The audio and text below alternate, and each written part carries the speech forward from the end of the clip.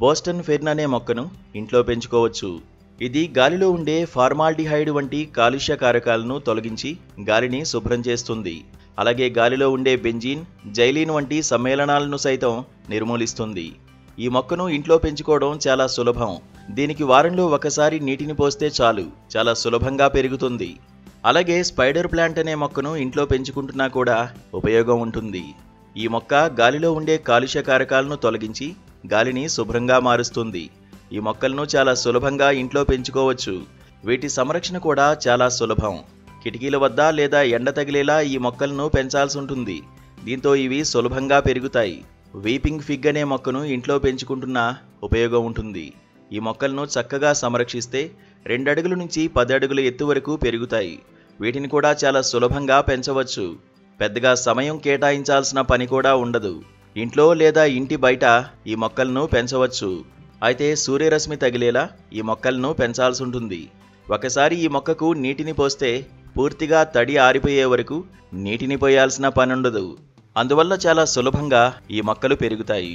ఈ మొక్కలను ఇంట్లో పెంచుకుంటే గాలి శుభ్రంగా మారుతుంది. స్వచ్ఛమైన గాలిని పీల్చవచ్చు.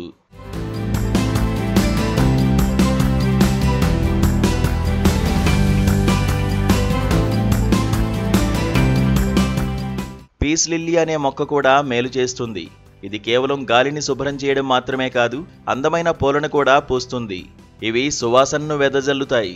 గాలిలో ఉండే కాలుష్య కారకాలు, ఆర్గానిక్ సమ్మేళనాలను ఈ మొక్కలు తొలగిస్తాయి.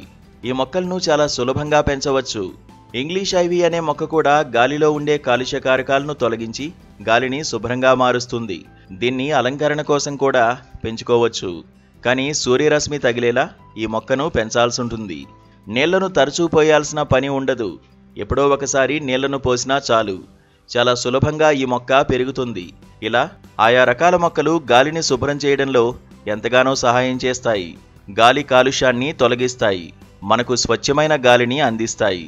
శ్వాసకోశ సమస్యలు రాకుండా రక్షిస్తాయి. అయితే కొన్ని రకాల మొక్కలు అలర్జీని కలిగించే స్వభావాన్ని కలిగుంటాయి. కనుక అలర్జీలు ఉన్నవారు లేదా పిల్లలు ఉన్నవారు ఈ మొక్కలను ఇంట్లో పెంచుకుంటే జాగ్రత్తలు పాటించాల్సి ఉంటుంది.